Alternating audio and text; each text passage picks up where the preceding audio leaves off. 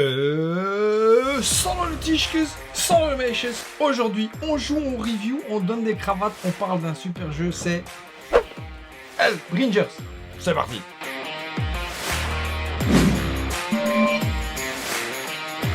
Et oui les Tischkes, aujourd'hui, on joue à Hellbringers. On va faire quelques tours de jeu, puis je vous dis ce qui est tof, ce qui est pas tof, et on fait la mise en cravate. Tu l'as vu sur la miniature que j'hésite entre deux cravates. Tu verras le dénouement en vidéo. C'est pas le genre de vidéo que j'ai l'habitude de faire. Alors si tu aimes le concept, si tu veux que j'en fasse plus, je peux le faire. Hein. Un mot, un geste. Alex fait le reste. N'hésite pas à t'abonner. Ouais, si le nombre d'abonnés de vues éclate, ouais, je te fais du chantage. Mais c'est comme ça. On n'a rien sans rien. Ah, dans le total. Allez. Bon. Comme j'ai pas l'habitude de me filmer et de jouer, déjà quand je joue, je suis schnoll, je fais des erreurs. Alors, si j'ai fait des erreurs, ne m'en veux pas, d'accord? On va faire quelques tours de jeu, c'est pour que tu comprennes un petit peu qu'est-ce qui anime ce jeu, hein, qu'est-ce qui fait de lui le fait que j'ai vraiment envie de te faire une vidéo. Je tiens aussi à remercier avant que j'oublie, l'auteur Maxime Gauthier, Tabarnak, au Québec. Lorsqu'un pancake tombe dans la neige avant le 31 décembre. Qui est l'inventeur de ce jeu, à lui tout seul. Voilà, c'est une personne zinzin. T'es malade, toi? Il y aura une campagne de financement participatif pour un reprint de ce jeu introuvable que tout le monde veut, ouais, au mois d'octobre. Je remercie Paria qui tourne en fond, et vous voyez pas parce qu'il y a la caméra, mais il y a mon homonyme, Alexandre, et David, son frère, qui m'ont envoyé cette boîte, sans laquelle je n'aurais pas pu découvrir cette petite pépite, je le dis d'emblée, et qui facilite la distribution de ce jeu qui est introuvable. Enfin, moi j'ai pas tous les tenants et tous les aboutissants, hein. Je vous dis un peu ce que je sais comme ça. Si vous voulez en savoir plus, contactez Paria. Voilà, je jette ta patate chaude. Allez, salut. Allez, on commence. Tu dois savoir que j'ai fait ma partie tutoriel, que j'ai gagné avec le paladin, parce qu'il y a plusieurs classes dans ce jeu. J'ai fait j'ai commencé 2 fois la campagne avec le premier scénario, où il faut littéralement détruire la succube. Ouais, elle est là. Elle est sexy choukes, mais je suis même pas arrivé à la succube, parce que tous les sbires de la succube m'ont cassé la gueule. Et j'ai joué 2 fois avec le paladin. C'est la première fois que je vais jouer avec le chasseur, que tu vois là. Ouais, je me suis dit, on va tester le chasseur. C'est peut-être la classe qui ne me correspond pas. Et alors Hellbringers c'est quoi? C'est un jeu, écoute, je te laisse découvrir, mais l'idée de l'auteur, de Maxime, c'est de te faire un Diablo, mais en jeu de société. Ouais. Et ben, pari gagnant. Voilà. Petit rototo, oui, il est tard. Quelle heure est-il? Il est 23h, on est vendredi soir. J'ai mangé des frites, une frite andalouse. C'est qui bouffe une frite andalouse ici? Je suis fatigué, mais j'avais très envie de jouer et surtout de vous parler de ce jeu. C'est un jeu solo coop, tu peux jouer de 1 à 4, mais il est vraiment, je pense, designé pour jouer solo. C'est un jeu dynamique, c'est un jeu d'envoi de croquettes, d'Orakan. L'Ourakan. Tu ramasses des croquettes, hein. Et c'est un jeu qui te prend par la gorge. Je t'ai dit, j'ai pas réussi à passer le premier scénario de cette campagne, parce que oui, c'est un jeu jouable tout seul comme ça, hein, comme tu as envie, tu fais une partie, t'arrêtes, ou sinon il y a une campagne de plusieurs scénarios. Où que sont-ils? Il y a plusieurs scénarios. Ah, c'est pas celui-là. Livret de campagne. Ouais, mais il est tard. Hein. Il y a 36 pages. Et il y a 9 scénarios. 10, 9. C'est des chiffres romains, j'ai un peu de mal. Hein. Jules César, on va l'appeler Jules César. Jules César, on l'appelle Jules César. Bon, allez, sans plus attendre, nous sommes partis. J'ai déjà fait la mise en place. Je vais te lire l'introduction parce que c'est un livre c'est un livre. Tu peux jouer en campagne, c'est un narratif. Juste ce qu'il faut de narration parce que l'accent est mis sur l'action dans ce jeu. C'est vraiment tof. J'ai fait la mise en place. Si tu veux voir comment se passe la mise en place, je t'invite à aller voir les vidéos de Paria ou de Etrigan, à qui je fais la cucheuse parce que j'ai regardé plein de vidéos d'Etrigan. Voilà, j'ai pris la chasseuse, j'ai fait la mise en place. Comme on commence une campagne, moi j'utilise ce petit plateau de campagne sur lequel donc j'ai le droit de choisir 3 lors du premier scénario de votre campagne. Sélectionner et débloquer 3 bonus. J'ai pris expérience 1 que je n'ai pas encore fait. Donc je vais te montrer c'est quoi l'expérience, qui est très très importante dans le jeu. Capacité 1, j'ai pris la capacité de niveau 1 du chasseur, qui me dit, inspecter, je peux piocher 2 cartes de la pioche commune, et je dois défausser une carte de ma main, à jouer une fois pendant la partie. Et j'ai pris élixir de départ, oui. Pourquoi? Parce que ce jeu est dur. Et donc élixir de départ, t'as vu le setup d'Hollywood ou pas? On se débrouille. Hein. Défausser cette carte lorsqu'elle est utilisée et un joueur ou un allié ignore les attaques jusqu'au début de son prochain tour. Donc tu peux survivre un tour. Parce que c'est un jeu qui ne t'épargne pas. Hein. C'est la croquette totale. S'il meurt, il meurt. S'il meurt, il meurt. C'est un hommage à Ivan Draga. Sur le plateau, tu peux voir que j'ai retranscrit toutes les capacités du chasseur, 25 points de vie, 10 points d'armure, 4 en perception, quelque chose de un attribut, une compétence très importante dans le jeu, un point d'action, pas beaucoup d'actions par tour, 2 apprentissages de sorts et 6 cartes en main.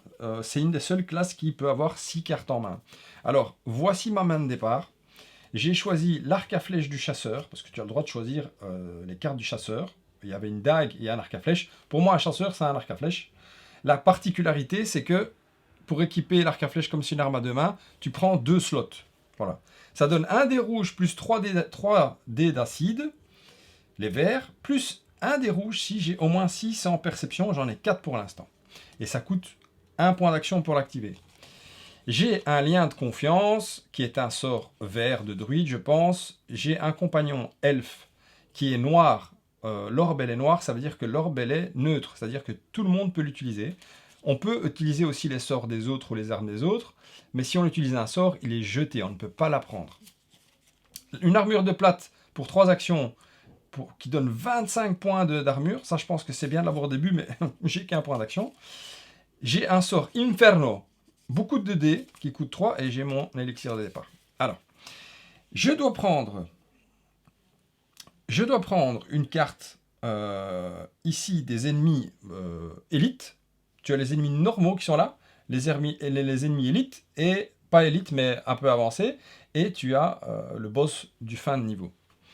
Je prends une carte pour gagner un point d'expérience. Comment je fais? Ou je tue des ennemis et je gagne un point d'expérience. Ou ici, je bénéficie de expérience 1. Que je vais aller mettre dans mes points d'action. Pourquoi? Parce que un point d'action, c'est pas beaucoup. Voilà. Je le mets comme ça, tu vois, sous mon plateau, à cet endroit-là, et ça me dit plus 1 point d'action. Et tu as un stift blanc, j'en ai vu, et je fais 2. Je me suis muni d'un petit dé à moi, un petit dé qui compte les nombres d'actions que j'ai, parce que Schnoll t'oublie, surtout quand on a beaucoup. Comment ça se passe le jeu? Eh bien, d'abord, il faut lire la carte cimetière. La carte cimetière, elle te dit, tu commences dans le cimetière. Hein. Mélanger et placer 2 monstres normaux, plus 2 par héros. Donc, on mélange. J'en prends 1, 2, plus 2, que je tape sur la pioche des monstres un peu plus schnoll. Et ça, j'ai plus besoin. Je meurs. Et placer cette carte sur la pile ici. Et ranger les autres trucs dans la truc, machin. En mode coop, il y a encore des règles en plus. Et c'est à moi de jouer. Ah, c'est moi qui commence. Et je vous lis l'introduction du scénario 1. Tome 1. Alec, le barman. Un voyageur, hein. Nous n'avons plus beaucoup de gens de votre espèce ces derniers temps. Nous vivons des jours sombres, mon ami. J'en déduis que vous êtes venu ici pour cette maudite tour. Non, je suis venu pour les frites. C'est une vraie catastrophe, ce qui est arrivé. À l'époque, elle abritait bon nombre de nobles moines et leur servait de monastère. Mon père me racontait des histoires sur cet endroit, que la tour avait été construite pour contenir un ancien fléau terré dans les profondeurs de la terre. Vous savez, un jour, j'ai demandé à l'un des moines ce qu'il en pensait. Il n'a pas dit grand-chose, seulement que dans ces profondeurs se trouve une multitude de tunnels et de grottes creusées, ni par l'homme ni par la nature. Un lieu infesté par le mal jusqu'à la Grande Purge. Il y a de ça bien longtemps. On raconte que cette tour était l'un des bastions de la lumière pour tenir l'enfer à distance. C'est dark. Hein. À tout ce que notre petit village a vu dernièrement, je dirais qu'ils ont clairement échoué. Si vous tenez à votre vie, voyageur, je vous conseille d'éviter cette maudite tour. Vous n'y trouverez que mort et damnation. On n'a pas peur, tu sais. Eh, on vient d'Anderlecht. Hein. Alors, il ne faut pas oublier non plus que ils nous disent, quand on arrive à la succube, on rajoute plus 5 d'armure aux ennemis en jeu pour chaque héros en jeu lorsque la succube est en jeu. Ouais, j'ai dit beaucoup de fois de jeu, c'est écrit beaucoup de fois de jeu aussi dans le livre de règles.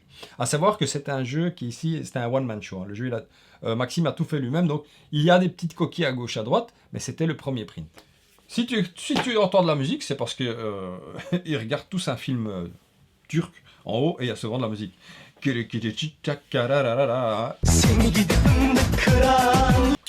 sais pas si tu connais. Ce que j'ai oublié de faire avec le cimetière, c'est qu'ils te disent de préparer les 4 ennemis et de piocher 3 cartes sur cette pioche. 1, 2, 3. Hop. Alors, on a tiré le serpent géant qui a un taux de perception de 2. C'est-à-dire que nous, avec notre perception de 4, on le voit, donc on va la mettre sur la ligne avant. Tu vois que c'est bien fait. On a tiré un squelette qui a une perception de 1. Hop. 5 points de vie. Et un crocodile. On commence facile, hein. J'ai eu des départs plus compliqués. Et un crocodile ici, qu'on voit aussi puisqu'il faut une perception de 1. C'est à nous de jouer. Le jeu est hyper simple. J'ai 2 points d'action à dépenser. Je vais commencer par équiper mon arc de chasseur. Ah oui, c'est quand même mon arme principale. Il faut que j'envoie des croquettes. Hein. Si j'ai pas d'arme, je ne peux pas envoyer de croquettes. Ça me coûte 1 point d'action. Je pourrais encore dépenser 1 point d'action, mais je n'ai que des cartes qui valent 3, plus le lien de confiance. Le lien de confiance, ça dit quoi ? Tu vois, c'est la première fois que je vois cette icône. Relancer. Un des rouges d'une attaque d'un de vos compagnons en jeu. Si les compagnons déteint au moins 5 éclairs bleus, on peut relancer 2. Bon. Je ne veux pas utiliser ça, parce que j'ai pas de compagnon. J'aimerais pouvoir avoir 3 points d'action pour pouvoir équiper l'elfe, qui a 25 points de vie, 15 d'armure, mais surtout il me donne 3 de perception, ce qui est méga génial, et ça combote avec mon arme du chasseur, qui dit que je lance un dé rouge en plus si j'ai 6 de perception.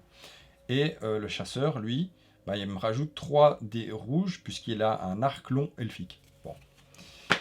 On est là, on n'a pas grand-chose comme dés, d'accord ? Maintenant que j'ai équipé mon arc du chasseur, et que j'ai payé, il sera équipé pour tout le temps, mais à chaque fois que je vais devoir l'utiliser, je vais devoir payer un point d'action. Comme j'ai payé ici, je peux attaquer. Donc j'envoie un dé rouge, plus 3 dés d'acide qui sont moins forts. Et je vais attaquer qui ? Sur les dés rouges, il y a des phases 10, des phases 5, phases vierges. Et sur les dés d'acide, 5, 5, 5 et vierge. Ça fait que on va commencer simple, on va essayer de gagner des points d'expérience. Je vais essayer de taper le squelette. Le squelette, il a plus 5 d'armure pour chaque héros en jeu. Le serpent, il est immunisé contre les dés verts, ce qui ne nous arrange pas avec notre arc de Schnoll total. On va jouer le squelette. Il faut faire 10. Et on a fait 10 plus 5 plus 5, on a fait 20. On l'a tué. Alors la particularité de ce jeu, c'est s'il meurt, ou il survit. On gagne un point d'expérience. Le point d'expérience que je vais mettre dans mes points d'action, comme ça je pourrai activer mon elfe. Hop. Voilà. Et je rajoute un point d'action ici. Donc il m'en restait un. J'en regagne un directement. Effet immédiat. Ça, c'est bien dans ce jeu, parce que ce jeu, en fait, ce que j'aime, c'est qu'il est vraiment dynamique. Mais on va passer au point tof plus tard. Il me reste 2. Malheureusement, je ne sais toujours pas jouer d'autres cartes. Parce que je n'ai que des cartes qui coûtent 3 et 0, mais pas besoin pour l'instant. J'ai une main de 6 cartes. 1, 2, 3, 4, 5. C'est la fin de mon tour. Je peux refaire ma main ici. Ce gros paquet de cartes-là, qui sont des objets, je regarde ici, mais je regarde là, ce sont des objets communs, mais dedans, la mise en place, elle a fait qu'il y a des cartes spéciales qui font faire avancer l'histoire, et rendre la partie de plus en plus dure. pour arriver jusqu'à la succube. Je pourrais défausser autant de cartes que je veux et en repiocher. Moi, ce que je vais faire, c'est que je vais la jouer safe.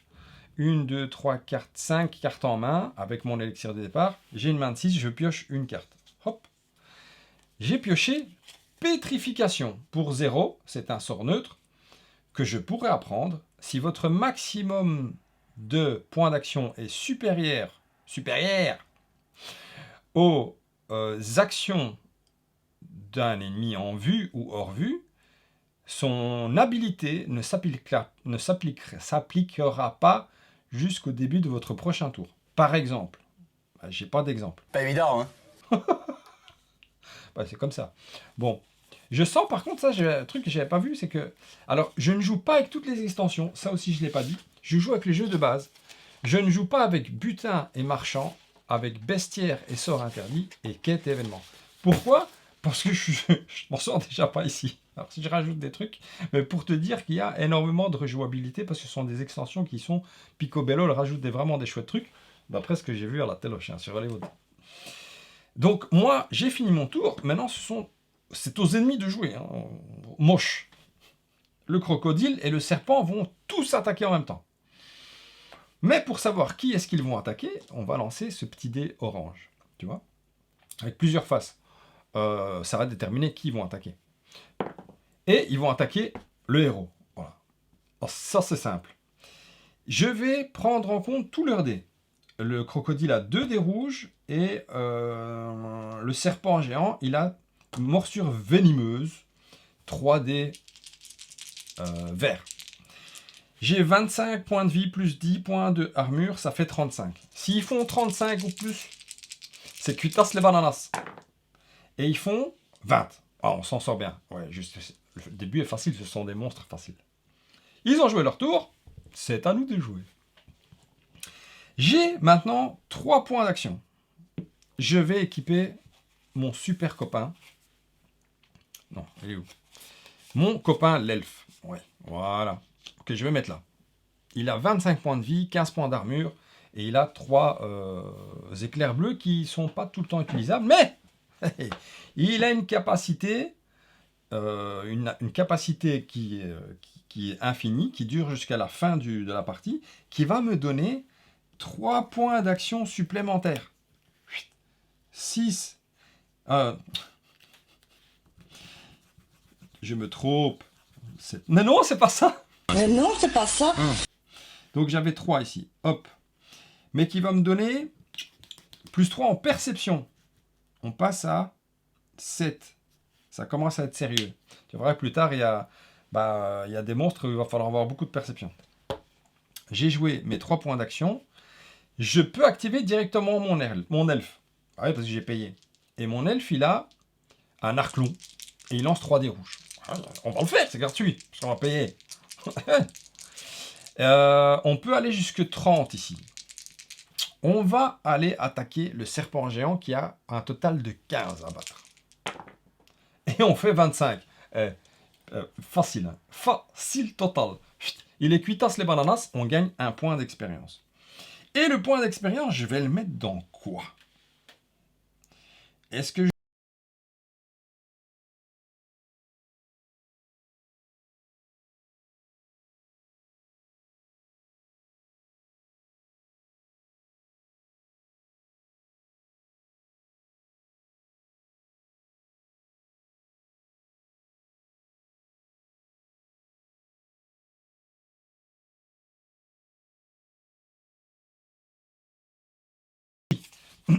j'ai une armure de plate qui me donne plus 25 en défense. Je vais peut-être faire ça à la place et je vais me rajouter des points d'action. Voilà, rajouter des points d'action. Je vais passer à 4 points d'action. On était à 3. 1, 2, 3. Ouais, pas. Voilà, on passe à 4. Ouais. 4. Ce qui veut dire que j'ai dépensé 3 points d'action pour déployer mon elfe. Eh ben, maintenant, grâce à ça, j'ai encore un point d'action. Et je ne peux rien faire. Je ne peux rien faire. Voilà. 1, 2, 3, 4, 5. Je pioche une carte pour refaire ma main et je gagne un anneau du savoir, qui est une carte neutre. Plus un point d'action, plus un slot de sort appris. Ça, c'est tough, ça coûte 2 actions. Et ça, je pourrais l'équiper en le mettant là. Tu vois qu'il y a des runes, hein. Voilà, il faut les poser à cheval, et ça fait que tu peux l'utiliser. On a fini notre tour. C'est au crocodile de jouer. Il lance 2 dés rouges. Bon, ça va être un peu schnoll, il va pas arriver à nous faire grand chose. Je jette quand même. On n'oublie pas de jeter le dé orange. Le dé orange dit qu'il attaque les compagnons et le héros. Aïe aïe aïe. Ça va, on est bien équipé. 20, on est safe. On est safe total. Hein. No violence, on est là, on est bien. On est des héros. C'est à nous de jouer. Eh ben, ça se passe très facilement au début. Le tirage aléatoire au départ fait que de temps en temps, c'est un peu plus dur. J'ai combien? J'ai 4 points d'action. Alors, je vais m'équiper de l'anneau. Hop, ça coûte 2 points d'action, donc on passe à 2. Mais, il me donne 1 point d'action en plus. Et un slot de livre. De sort appris 3. Et ici, on passe à 5. 5. C'est-à-dire que on gagne un point d'action en plus. Ce petit dé m'est fort utile. Et je vais aussi m'équiper directement pour 3 points d'action restants de l'armure de plate qui donne 25 d'armure en plus. On passe à 35. Et là, on a un total de 50-60 points de vie, entre guillemets, ce qui est excessivement compétitif, je pense. C'est déjà pas mal. On a dépensé tous nos points d'action. Là, j'ai l'impression qu'on a fait un départ de luxe. J'avais jamais fait un départ comme ça. Tant mieux.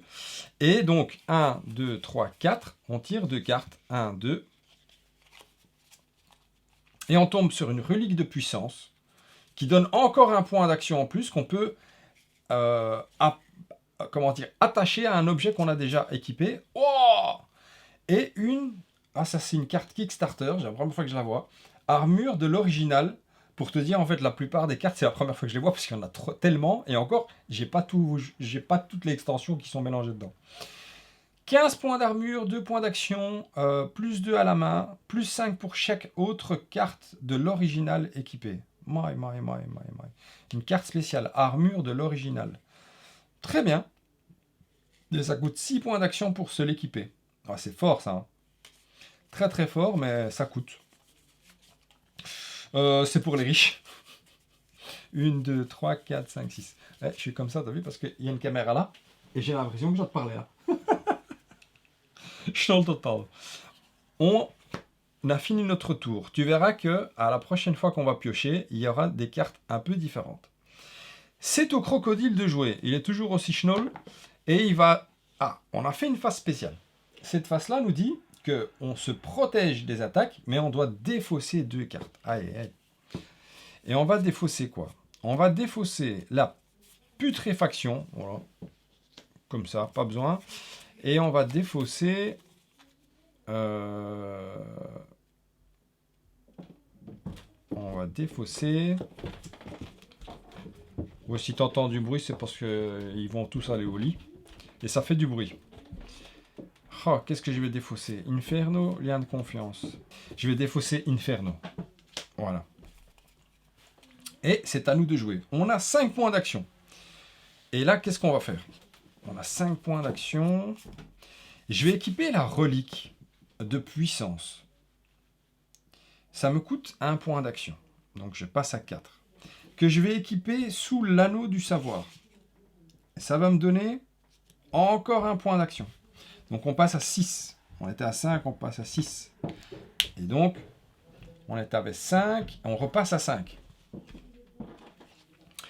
Qu'est-ce que je vais faire? 5 points d'action. Eh ben, je vais lui envoyer une croquette de luxe. Hein. L'elfe, ça coûte 3 points d'action. Mon arc du chasseur, ça coûte 1. Je passe 1 point d'action et j'envoie 1, 2, 3 dés. 4 dés rouges, 3 dés verts.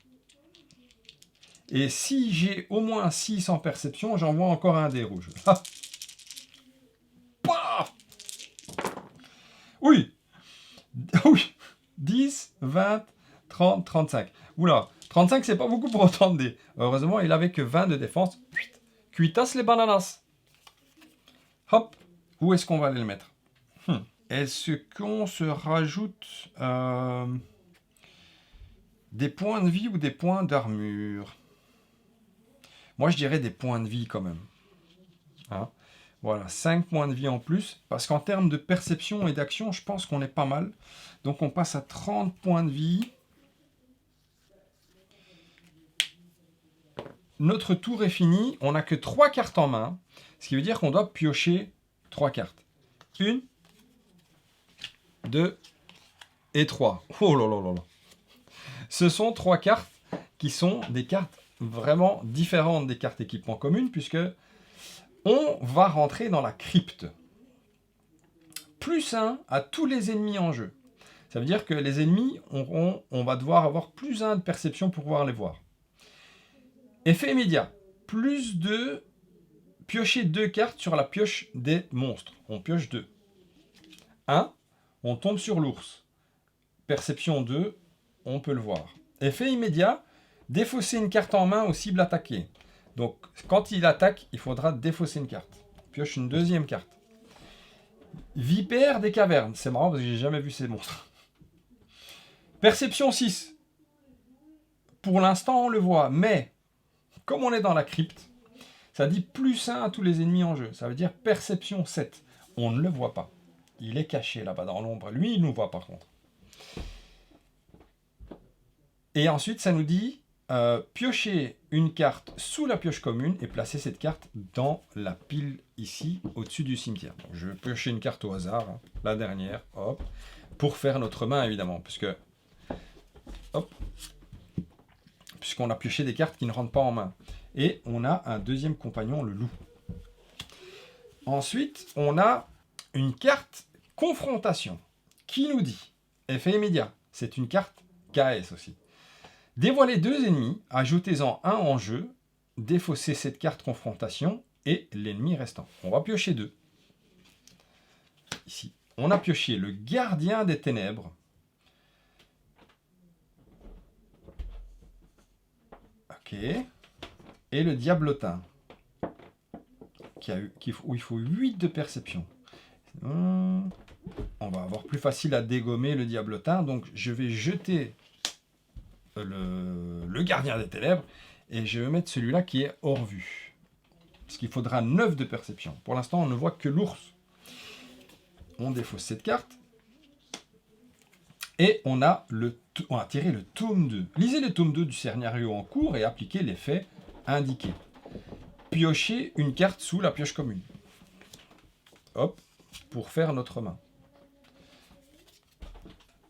Potentiel magique. Vous pouvez apprendre un sort de n'importe quelle classe. Ok. J'ai déjà tiré cette carte, elle ne m'avait pas servi la dernière fois. Et on va lire ce que nous dit le livret de campagne. Ça fait déjà 30 minutes qu'on filme. Nom de Dieu, ça va tellement vite. Qu'est-ce que ça nous dit le tome 2? Là, on avance en fait dans l'histoire du scénario. C'est Kane, le voyageur, qui nous parle. Soyez vigilants en ces temps troublés étrangers. Il y a quelques jours, par une nuit pluvieuse et brumeuse, je rentrais au village lorsque je suis tombé sur les corps profanés d'un grand nombre de moines près de la tour d'ivoire. Brûlés vifs, écrasés, déchiquetés, noyés même, sans la moindre trace d'eau, à l'exception des flaques de pluie et du sol boueux. Étrange. À ce moment-là, la foudre frappa violemment la cime d'un arbre, illuminant le ciel pendant un instant et révélant pleinement ce spectacle macabre. Le sang de ces pauvres moines se faisait lentement emporter par la pluie. C'était horrible. J'en fais encore des cauchemars. Alors, je restais là, choqué et apeuré. J'ai cru percevoir une silhouette sombre et solitaire entrer dans la tour. Je ne sais pas ce qui m'a poussé à rester là plus longtemps, mais je l'ai fait. Peu après, j'ai été projeté au sol par une sorte d'onde de choc, une vague d'énergie bleutée. La pluie s'est arrêtée en un instant, puis a repris de plus belle. La rumeur dit que la tour servait à garder une porte vers l'enfer. Et si elle avait encore été ouverte? Nicolas pourrait peut-être vous en dire plus. Le pauvre était là quand c'est arrivé. Effet immédiat. Faudra trouver Nicolas. Chaque joueur pioche une carte sous la pioche monstre et l'ajoute face cachée dans ses points d'expérience. Ça, c'est toujours tough. Hein. Tout ce qui est gratuit rentre dans notre budget, comme dirait Nico. Donc, on pioche une carte, hop. C'était en dessous ou au-dessus? Je ne sais plus. Hein. Qu'est-ce que ça dit? Piocher une carte sous la pioche monstre. Hop, on la prend. Je vous la montre. C'est une abomination, mais on s'en fout. Moi, j'adore les illustrations de ce jeu. Nom de Chandy. Et la plupart des illustrations, apparemment, sont des vrais dessins. Une partie a été générée par IA, mais retouchée après. Ouais, on fait pipi, tout ça, on fait caca. Ouais, on ne respecte pas YouTube, les Hollywood. Si vous connaissez la chaîne, vous devez savoir que moi, l'IA ou pas l'IA, ça me dérange pas tant que ça me plaît. Voilà. Mais je le dis pour ceux qui ça dérange. Je gagne un point d'expérience avec notre chasseur. Et le point d'expérience, on va le mettre en perception. Pourquoi? Parce qu'on a des ennemis qu'on n'arrive pas à voir. Donc on gagne 1 en perception, on passe à 8. Est-ce qu'avec 8 de perception, oui, on voit, hop, la vipère des cavernes est en vue. Mais pas encore le diaplotin. Donc, on a pioché des cartes. Mais je n'ai que 1, 2, 3, 4, 5 cartes en main. J'ai une limite de 6, donc je vais piocher une carte en plus. Ça, je ne sais pas si c'est correct ou pas. Carte de type druide, je pense. Nuée de corbeau. C'est un sort. Ok, bon. C'est au tour des monstres. Et là, ils sont venus avec des copains. Ils sont venus en bord, ils ont remarqué qu'on s'en sortait bien. Est-ce qu'ils ont des capacités? Oui. Alors, d'abord, on va voir s'ils nous attaquent. Ils attaquent le héros. On va pas casser le héros. L'ours, il dit -1 en main aux cibles attaquées. Donc, je suis la cible, je dois défausser une carte. Je vais défausser le loup. Voilà. Je n'ai pas envie du loup. Lui, il est immunisé contre les dés d'acide. Et lui, -2 sort appris aux cibles attaquées. Donc, j'ai pas appris de sort, donc je m'en bats les steaks, comme on dit. Hein. Non, de Dieu, mais qu'est-ce qu'ils ont tous à faire pipi en même temps et 4 quarts? Bah oui, c'est vraiment d'aller au lit. Hein. Alors, maintenant, comptons les dés. Heureusement, j'ai beaucoup de points de vie. 2 dés rouges pour l'ours. 5 dés d'acide pour la vipère des cavernes. Et 5 lances empoisonnées. Ah, moyen, ça fait beaucoup de dés, ça, non, John? Ça fait beaucoup de dés. Alors ça, c'est aussi ce que j'aime dans le jeu, c'est qu'on envoie des dés. Hein. Ah ouais. Alors, ça fait 5, 10, 20, 30, 40. Ça ne suffit pas parce que j'ai 65 au total. Je me balade. Hein. Je me balade. Ils peuvent rien faire contre moi. Et ça aussi, j'aime bien, c'est que tous les ennemis attaquent en même temps. C'est un jet de dés pour tout le monde. Et c'est à toi de jouer. C'est dynamicos. Hein. Ça ne s'arrête pas. Hein. C'est la fièvre du samedi soir. C'est le 3e ou le 4e qui fait pipi au caca. Hein. J'ai qu'une femme et 2 enfants. Il y a quelque chose qui se passe. Ouais! Ça à nous de jouer. On a combien de points d'action? On a 6 points d'action, hein, excessivement compétitif, et on a 8 de trucs. Qu'est-ce qu'on va faire? Alors, est-ce qu'on va équiper quelque chose? Je pourrais équiper l'armure de l'original, hein, mais pas maintenant. Je vais envoyer des croquettes. Vous pouvez apprendre un sort de n'importe quelle classe. Ouais, ça c'est bien. Et j'ai un sort ici, nuée de corbeau. 1 des rouges plus 4 des verts et je peux relancer 2 des verts. C'est pas mal, hein? Mais je peux apprendre aussi lien de confiance. Je peux relancer un des rouges d'une attaque d'un de mes compagnons. C'est pas top ça. Non. On va faire ça. Cake. Regarde bien. On va dépenser 0 pour apprendre potentiel magique. On va dépenser 2. On passe à 4. Pour apprendre nuée de corbeau. On peut l'utiliser directement parce qu'on vient de payer. Il nous reste 4. Alors, dans le jeu où tu rassembles tous tes efforts, avec toutes tes attaques, pour essayer de détruire un monstre, ou tu peux essayer de détruire plusieurs monstres avec plusieurs attaques différentes. Il faudrait qu'on bute Oh là là, en fait, c'est très très embêtant parce que les deux trucs qu'on a appris là, le diablotin va nous les enlever parce qu'il a moins de sorts appris ou compétences apprises ou cibles attaquées. Ça, c'est embêtant, mais c'est pas grave. L'ours a 15 points de vie. Ça, c'est chenol. Hein. Et l'autre, il a 35, la vipère. On peut essayer de tuer l'ours et puis d'attaquer la vipère. Est-ce qu'avec 3 dés rouges, il y a moyen de tuer cette vipère la vipère est immunisée contre les dés verts. Ça, c'est chenol. On va utiliser la nuée de corbeau qu'on a payée. Donc, c'est 1 dé rouge et 4 dés d'acide, ça fait 5. On va attaquer l'ours. Il faut faire 15. Mais je pourrais relancer 2 dés verts. 5, 10, 15, 20. C'est parfait. Perfectos. Cinquentas. Et donc, on a tué l'ours. Et on va le transférer en point d'expérience que je vais mettre dans la perception. Toute une histoire de perception dans ce jeu. Perception totale. Hop. On passe à 9 de perception. Comme ça, on pourrait...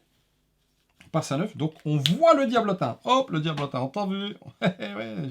On a des lunettes. Hein. Ensuite, qu'est-ce qu'on va faire?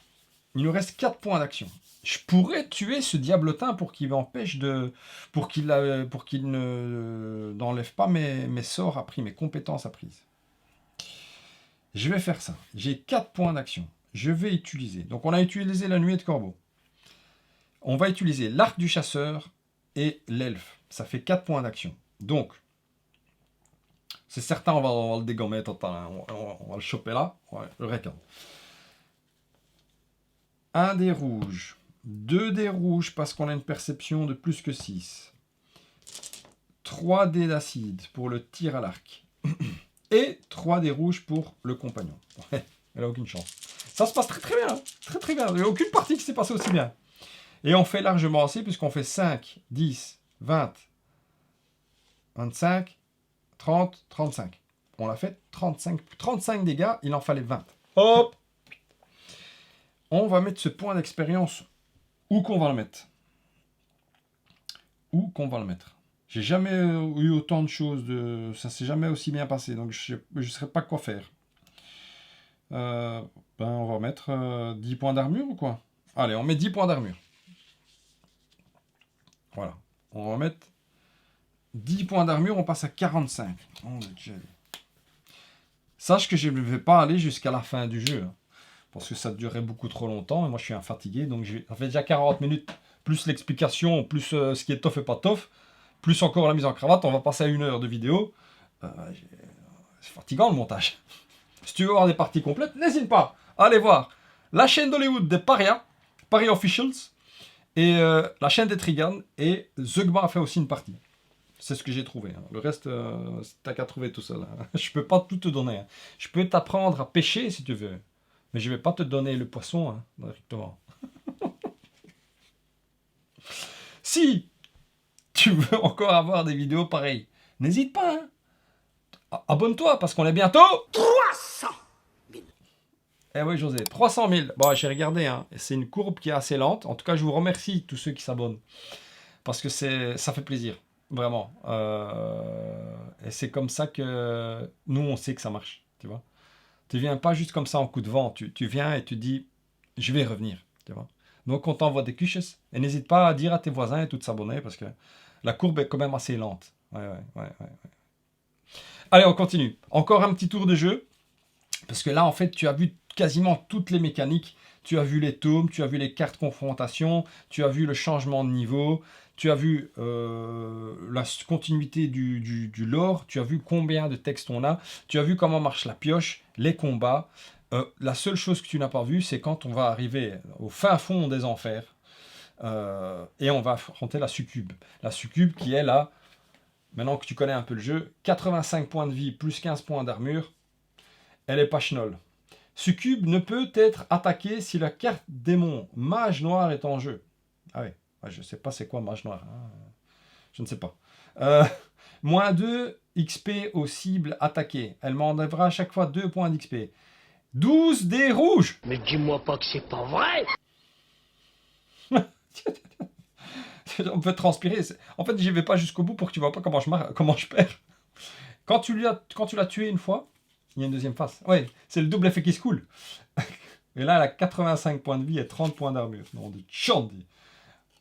Moi, je dois battre ça. Bon. C'est la fin de mon tour. Je pioche des cartes pour en avoir 6 en main. Je pioche 5 et la 6e, c'est le tome 3.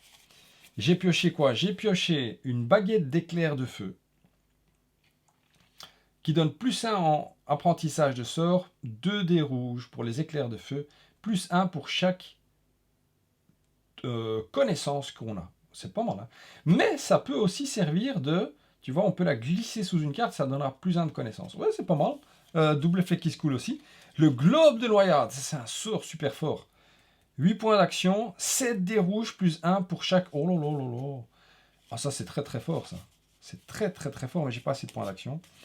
Et lisons le tome 3. Lisez le tome 3 du scénario en cours et appliquez l'effet indiqué. Plus 1 sous la pioche. Oui, parce qu'il faut remplacer cette carte. On va mettre ici. Et on pioche le venin de dragon. C'est une carte qu'on peut aussi rajouter ou jouer comme ça, ou rajouter sous un équipement. On glisse en dessous. C'est un pantoche. Lisons le tome 3.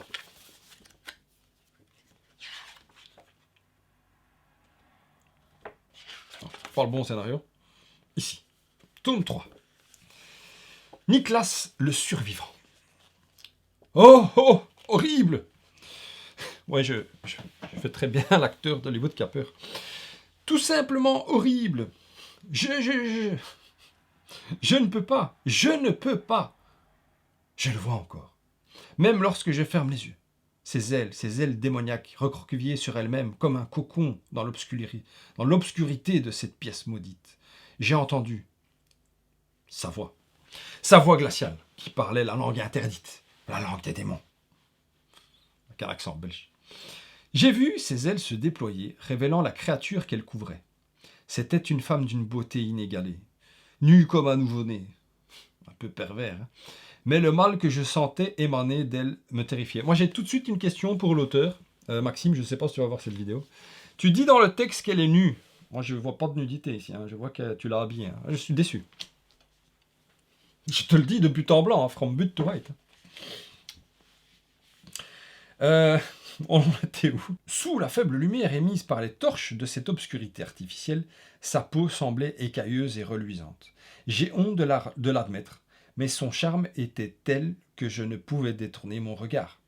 Elle ouvrit les yeux, des yeux écarlatés étincelants, m'étourdissant de peur, bien que son regard n'ait pas rencontré le mien. Parmi ses cheveux foncés, 2 cornes démoniaques se dressaient sur son front comme une couronne infernale. C'est seulement à cet instant que je me rendis compte qu'elle n'était pas seule dans les ténèbres. Elle se tenait à présent aux côtés d'une silhouette sombre vêtue d'une robe noire. Était-elle là depuis le début? I don't know. Je n'en sais rien.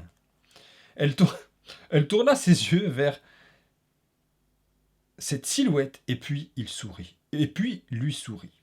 Un sourire ignoble avec des crocs acérés. Je ne sais pas ce qui s'est passé ensuite. Une peur primale m'envahit. L'instant d'après, je courais aussi vite que mes jambes pouvaient me porter jusqu'au village. Ses yeux, ce regard corrompu. Oh mon Dieu.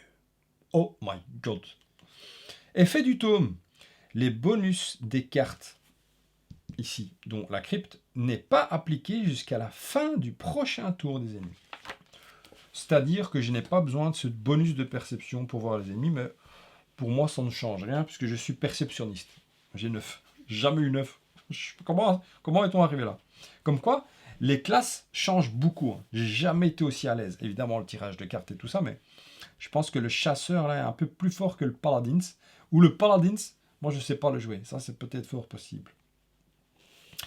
On va en arrêter ici. On va s'arrêter. Hein. On va faire une petite pause. Et on va avaler sa salive. J'ai excessivement soif. Je peux avoir de bière? Et on va passer à qu'est-ce qui est tough dans Hellbringers. Alors, il y a beaucoup de choses tough. Je vais vous dire directement que ce jeu m'a envoyé Une claque Bud Spencer dans la bacchus parce que j'étais très curieux, je regardais toutes ces vidéos. Ouh, Alexandre. J'ai regardé beaucoup de vidéos et je me dis, ouais, ça a l'air sympa, vraiment très sympa. C'est le genre de jeu, tu sais, ça me fait quand même penser un peu aux sensations de l'ordre de VL Deck Building Tactique, alors qu'en fait, c'est tout à fait différent. C'est encore plus dynamique ici, et c'est ce côté excessivement dynamique que j'aime beaucoup. Tu attaques en lançant des tonnes de dés. Il n'y a pas de je te calcule des vies, des machins, tu sais, où c'est... S'il meurt, il meurt. S'il meurt, il meurt. Ça, c'est génial. Ou s'il meurt pas, il meurt pas. Hein. Ivan Draga. Ivan Draga. Ça, c'est tough. C'est simple. C'est dynamique. Tu as des points d'action, tu joues, pif, paf, pouf, t'envoies des croquettes, t'envoies un huracan. C'est finito. Tu refais ta main, tu vas piocher dans cette pile de cartes. Et il y a des choses qui se passent. Il y a des ennemis qui arrivent, tu descends au plus profond de la crypte ou du donjon, ça devient de plus en plus dur. Tu pioches des cartes que tu vas pouvoir jouer et tu rajoutes des monsters et tu lis, tu avances dans l'aventure. Tu as vu, il y a chaque fois des petits trucs qui se passent et l'histoire est bien faite. Hein.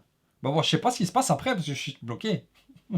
Le plus loin que j'ai été, c'est le tome 3, comme ça tu sais. Voilà. Déjà là, je sens que je vais aller plus loin parce que je suis bien équipé. Ce que j'aime aussi, ce qui est tough, non, après ce côté dynamique, c'est que ce que j'ai vu en les voyant jouer, c'est en fait, ils peuvent pas on peut pas te le retranscrire tant que tu n'y as pas joué. Voilà, ça je te le dis. C'est un plaisir de jeu. S'il y a un plaisir dans ce jeu, il est beau, il y a tout qui fait qu'en fait, il est dosé comme il faut. Moi, Maxime, je sais pas comment tu l'as playtesté ce jeu, je sais pas combien de temps t'as pris à le faire, le jeu, mais il y a cette fluidité, cette dynamique, ce momentum dans le jeu, que ça se passe tellement bien. Une chose qui est tough et qui fait que ce jeu est tough, qui te donne des sensations excessivement compétitives. Excessivement compétitive. C'est que, je l'ai dit pendant la partie, tes monstres sont là, ils font une attaque. Il n'y a pas de 36 000 trucs à gérer, non, tu dis, hop, 2 dés pour lui, 3 dés pour lui, 2 dés verts pour lui, paf, et de nouveau, tu jettes une brouette de dés. Tu définis qui ils vont attaquer tous ensemble avec ce dé orange. Hey, t'as vu, rentrée et sortie. Ils peuvent attaquer ton compagnon, tu peux éviter l'attaque, ils peuvent t'attaquer toi et ton compagnon. C'est tough. Et la même chose, c'est ou t'es cuitas les bananas, ou tu survis. Et ça, c'est tough, parce que c'est directement à toi de jouer après. Et en fait, il n'y a pas de temps mort. Une autre chose qui est tough. Oui, je fais un rototo. Oui, mais j'ai mangé une frite andalouse. C'est qui bouffe une frite andalouse ici? C'est qui bouffe une frite andalouse ici? On est dans du dark fantasy, de l'heroic fantasy pur, du Diablo. Le système de compétences, l'histoire de la perception, c'est génial. C'est une autre manière de jouer à un jeu pareil. C'est génial. Il y a la partie d'avant, j'étais un schnoll paladin, je voyais rien. Où on est? Je ne vois rien. Et j'avais un monstre, un salopard là-bas hors de vue, qui faisait que je perdais tous mes points d'armure, alors que je joue le paladin. Le paladin, c'est l'armure. Schnoll total, il m'a bousillé ma partie. C'est génial. Et j'ai essayé comme ça de mettre des points d'expérience dans la vue, dans la perception. Pas moyen. Genre, croquette sur croquette, à la fin, j'en pouvais plus. J'ai perdu. Le système de points d'action, c'est génial. Le système des points d'expérience que tu glisses sous ton plateau pour faire une strat, c'est génial. Toutes ces cartes ici que c'est vraiment...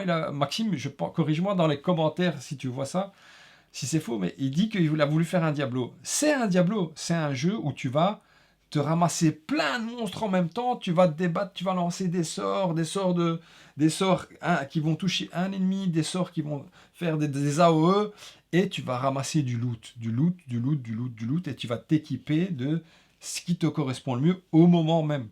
C'est tough, c'est retranscrit, c'est génial. Pour continuer sur ce qui est tough avec ça, c'est que, regarde ça, j'ai pas déballé tout le jeu. Il y a trois extensions auxquelles j'ai pas encore joué. Regarde toutes les cartes qu'il y a. Bon, ça a un petit pendant négatif, hein, pas de tof, hein, mais je vais te le dire, mais toutes les cartes sont uniques. C'est unique. C'est incroyable. Combien il y a de cartes là-dedans? Il y a 286 cartes à jouer. C'est tous unique. Voilà. C'est tof. Pendant la partie, il y a quasiment tout ce que tu as vu, tu l'as découvert en même temps que moi. Bon, ce n'est que ma 4e partie, hein. C'est déjà pas mal. Qu'est-ce qu'il y a d'autre qui est tof? C'est un jeu à campagne narratif. Voilà. Ça raconte une histoire. Je t'ai pas lu le prologue, mais il y a vraiment une continuité dans l'histoire. En tout cas, je l'imagine très fort. Je sens l'histoire devenir. Je sens que je sais c'est qui est à côté de la succube qu'elle regarde et qui a Ouais, c'est un autre Stoll, ouais, le grand chef. Il y a juste de quoi t'immerger dans cet univers. Tu as vu, le texte est pas long, c'est juste ce qu'il faut. Il y a à chaque fois un petit effet qui se passe. C'est tough. Tu as un suivi de campagne ici. À chaque fois que tu passes chaque niveau, tu vas gagner des bonus. Tu vas pouvoir garder des choses de scénario en scénario. C'est tough. Et alors, ce que j'aime aussi vraiment beaucoup, moi, si tu connais la chaîne, si tu connais Bubi, c'est que moi, mon jeu préféré, c'est KDM, Kingdom Death Monsters. Bon, on n'est pas dans le même gabarit, mais une des choses qui font que j'aime Kingdom Death Monsters, c'est qu'il est très dur. Il te prend à la gorge comme ça, il te serre. Et puis un peu sadomasochiste, hein. Peut-être un peu pervertos. Mais j'aime ça. Et ici, mon Dieu. Et ici, à part ce que tu as vu là, c'est évidemment tout ce que je te dis, ça s'effondre en vidéo. Je t'ai dit, le jeu est super dur. Là, ça se passe comme sur des roulettes. Mais le jeu est dur. Le jeu est dur. Je tiens à te le dire. J'ai vu que les vidéos, là, les cocos, ils gagnent pas. Hein. Ils gagnent de temps en temps, mais pas tout le temps. Hein. Et moi, je suis un schnoll. Et moi, j'aime ça. J'aime quand c'est dur parce que j'ai fait un autre. Si je fais un autre jeu coop en solo, par exemple, et si je gagne tout de suite, c'est schnoll. Tu n'as plus envie, en fait, tu as gagné. Voilà. KDM, j'aime bien parce que c'est dur. Il faut s'y reprendre à plusieurs fois parce qu'il faut apprendre à maîtriser le jeu. Ici, regarde une autre classe. C'est une autre manière de jouer. Il y en a 6 des classes de base, plus encore des autres qui viennent avec les extensions. C'est super tough. Hellbringers. Alors, bon, je sais pas si j'ai tout dit parce que... ouais, moi j'ai des frites. Hein. Bon, en tout cas... C'est tough. Qu'est-ce qui est pas tough dans Hellbringers? Parce qu'il y en a des trucs pas tough. Alors, qu'est-ce qui est un peu moins tough dans Hellbringers? D'abord, la qualité du matos, pour certaines choses, elle est excessivement compétitive. Par exemple, ça c'est du... Ça. Hyper épais. Ça, c'est du bois, c'est pas du carton, c'est du bois. Ensuite, l'histoire qu'on écrit avec des feutres blancs, il y en a qui disent que c'est pas tough. Moi, je trouve que c'est super tough. Voilà, là, on est dans la partie pas tough, mais j'ai oublié de le dire, je trouve que c'est super tough. Qu'est-ce qui est un peu moins tough? La mise en place, elle est pas longue, mais en fait, elle est longue les premières fois. Une fois que tu as compris, c'est simple. En fait, ça te dit quoi? C'est que tu dois faire plusieurs paquets avec plusieurs cartes. Et puis tu dois rajouter cette carte-là, puis encore une autre carte. Tu dois mélanger. Quand tu as fait les mélanger, tu glisses une autre carte en dessous. Tu la poses, tu reprends un autre paquet. Et c'est un petit peu, au départ, c'est un peu... Ouf, j'ai dû regarder les cocos, les copains, parce que je me disais, oula, il faut faire. Donc les premières parties sont un petit peu déstabilisantes au niveau de la mise en place. J'ai fait cette mise en place très rapidement pour filmer. Et c'était donc ma 4e partie. 3e ou 4e? Je ne sais plus maintenant. 4e partie. Un truc qui est un peu moins tough. Tu vois que Maxime, il a fait ça tout seul. Il n'y a pas une grosse boîte derrière lui. Les cartes, je ne sais pas si je vais pouvoir t'illustrer ça. Les cartes ne sont pas toutes les mêmes. Est-ce que je vais pouvoir t'illustrer ça?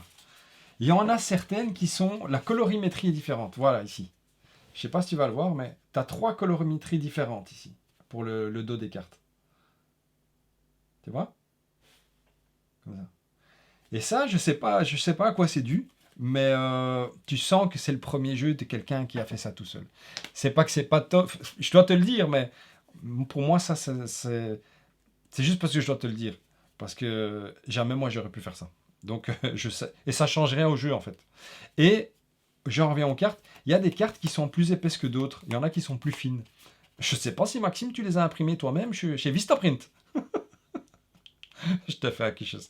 Je fais une petite blague, mais c'est vrai qu'il y a des cartes qui sont de super bonne qualité. Et il y a des faciles à mélanger, qui glissent juste ce qu'il faut, assez dur. Et il y en a, une schnoll, elle était là, tu sais. Regarde. Celle-là, elle est toute fine. Je sais pas pourquoi. Celle-là, voilà. Celle-là, elle est toute fine. Et celle-là, elle est toute fine. En fait, celles qui ont moins de contraste sont toutes fines. Et les autres sont plus dures. Je sais pas. Maxime, tu nous diras, mais en tout cas, voilà. Si personne ne te l'avait dit, moi je te le dis. Qu'est-ce qu'il y a d'autre qui est pas tof? Alors quand j'ai vu... qu'est-ce qu'il y a d'autre qui est pas tof, ouais. Quand j'ai vu les dés, j'ai cru que c'était des cubes. Parce que je connaissais pas encore le jeu. Et en fait, ce sont des dés. Mais c'est des cubes. Et au début, je me suis dit, oh, c'est quoi? C'est des bêtes cuir en bois. Mais en fait, compte, comme tu lances des brouettes de dés, en fait, ils sont super... Donc on est dans la partie patof, mais c'est parce que j'ai trouvé ça patof au début. Mais en fin de compte, c'est génial. Quand tu as une petite piste de dés comme ça, c'est génial en fait, ces petits dés-là. C'est la bonne taille, et même si ce sont des cubes, bah, ils roulent juste ce qu'il faut. Hein. Là, je parle à ceux qui aiment lancer des dés comme moi. Je trouve que c'est génial. Ah ouais, ce que j'ai oublié de dire dans le système, dans ce qui est tof, nom de Dieu, parce que j'ai tellement... C'est pour ça que je voulais faire cette vidéo. C'est un jeu dont il faut parler. Voilà. Il faut en parler de ce jeu. Et je prends le temps de le faire parce que c'est un plaisir de le faire. Ce que j'aime, c'est ça. Tu vois, c'est 5 ou 10. Il n'y a pas d'autres signes. Il n'y a pas d'autres chiffres. C'est hyper facile à compter. Tu vois, parce que tu lances plein de dés. T'imagines, ce serait 3, plus 7, plus 6, plus machin. Voilà. Voilà. Ce qui manque, c'est un compteur... Maxime, il manque un compteur d'action. Tout le monde a un dé chez soi, que tu rajoutes toi-même évidemment. Mais bon, c'est pas dedans. Quand tu commences à avoir plein d'actions et que tu dois compter toutes les actions que tu as faites, t'as pas faites, un petit dé comme ça, c'est useful, comme on dit dans la langue de Portsmouth. For sure. For sure. Fou, j'ai beaucoup parlé, j'ai la gorge sèche. Et ça fait 1 heure. Cravate ou pas cravate pour Hellbringers.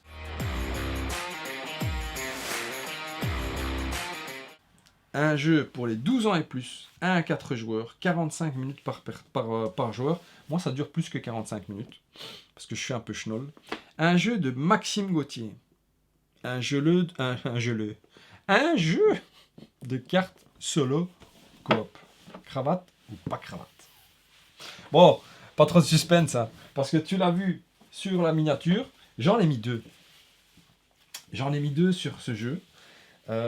J'ai préparé, ton cravatier préféré a mis 2 cravates. A préparé 2 cravates. La cravate Ultimatas Cravatas, celle-ci.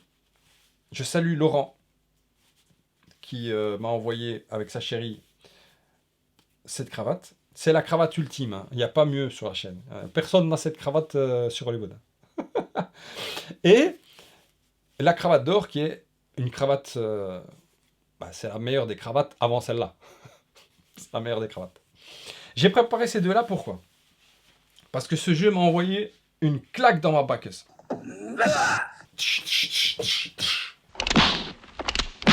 Comme Bud Spencer et Terence Hill dans les films que je regardais avec mon papa quand j'étais petit. Mon cœur me dit de lui mettre l'Ultimatas Cravatas. Mais ma raison me dit de lui donner une cravate d'or. Bon, les deux sont excessivement compétitives. Hein. Je pense qu'il n'y a pas de gêne à avoir l'une ou l'autre, ou ne pas avoir l'autre. Mais je pense que je lui mets les deux. Voilà. Je lui mets les deux, pourquoi? Parce que mon cœur parle et, comment dire, et la raison parle. La raison, pourquoi? Parce que ce jeu a des petits défauts quand même. Même si l'expérience du jeu, pour moi, n'a aucun défaut. Elle n'a pas de défaut, l'expérience du jeu. Mais il y a des petits défauts de... Ouais, je sais, je cherche la petite bête. Je sais.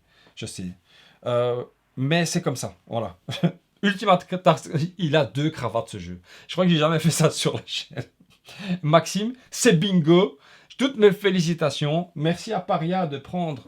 Je sais pas si c'est eux qui vont distribuer le jeu en France, parce que évidemment les frais de port du Québec, ça en fait de la, hein. Et ça en fait de la p***.